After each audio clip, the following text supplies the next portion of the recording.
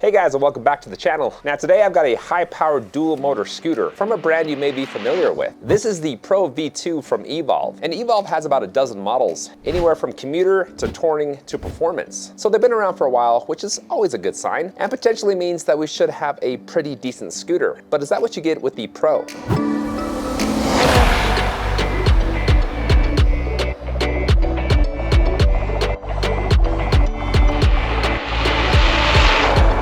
Well, to start off, let's talk about speed. Because if you're watching this, it means that you like to go fast.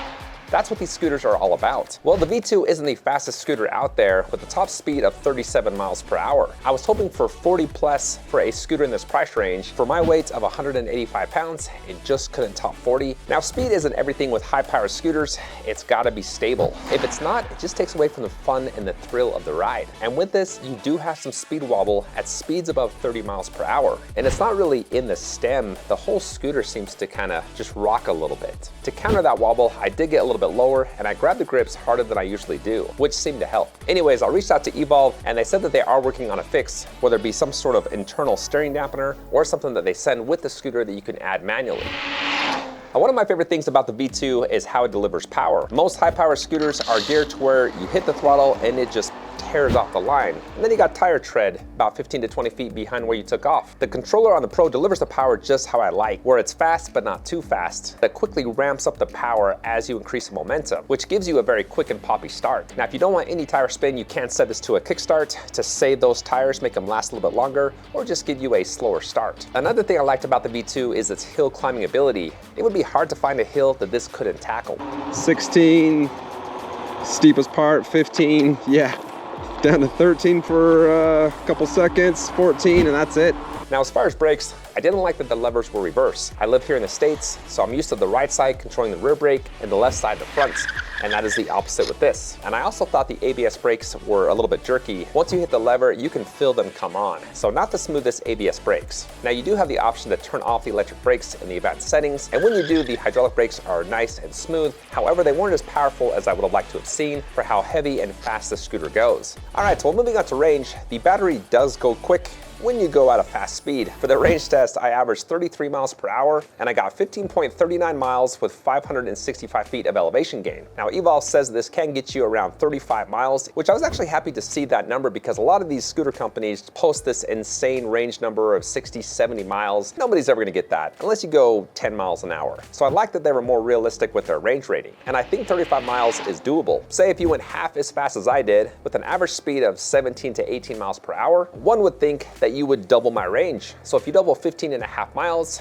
you're 30 plus. And most companies tend to use a 150-pound rider, riding at about 15 to 18 miles per hour when they do their range testing. I just like to test out the range when going super fast. So now you know the range with a 185-pound rider with an average speed of 33 miles per hour. Now I want to dive into the ride, you know, how it feels, the posture, the positioning, things like that. And I will say at first I didn't like it. It just didn't feel natural to me. I've ridden a bunch of scooters like this and some just have this natural feel where I step on and everything is just positioned perfectly and it feels like it was specifically built for me. And others, there's a learning curve, like you gotta figure some stuff out. And that's what the Pro was for me. For example, I felt that I was positioned closer to the handlebars, which wasn't the most comfortable, and it made the scooter feel off balance because most of the weight was towards the front of the scooter rather than evenly distributed throughout it. And then the handlebar design wasn't my favorite. Felt like they were curved the wrong way, like they were kind of curved out away from you rather than towards you. And I don't say this very often about scooters, but I felt the handlebar length was too wide, especially when you don't have a steering dampener. The littlest movement up here just made the scooter react more than I wanted it to when turning and navigating bumps and cracks in the road. So when you add up all that together, it gives again that rocking, that slight rocking motion that I talked about earlier. Now I said that there's a learning curve, and so what I found is if I just force myself to step back a little bit and use that fin,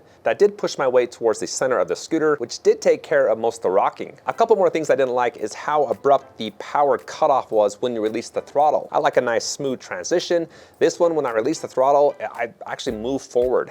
It felt like the brakes were coming on. I also didn't like how far the throttle was away from the grip. The mounting point for the throttle is big and bulky, and I couldn't slide it any closer to the grip. And so I had to move my hand over to hit the throttle, which just felt a little bit awkward. Now that being said, it is one of my favorite thumb throttles. Moving down to the deck, it was plenty long, plenty wide, I like how big it was, but then there's these bolts every 4 or 5 inches on each side. And so it feels like you're standing on rocks when you hop on. I wish they would have sunk those down into the deck to make it level. The good news is that the fin doesn't have that. It's very smooth and it's at a nice angle. So when I did use it, my foot or my ankle wasn't torqued in a way that was uncomfortable. It was a nice transition from fin to deck. Now to wrap up, here's a few things that I thought they did well. And that's the stem height. I'm 5'11", I could stand straight up and easily grab the grips. I didn't have to hunch over or bend down. I like the nice feeling headlight and turn signal pad. And then all the lights this has, up and down the stem, along the deck.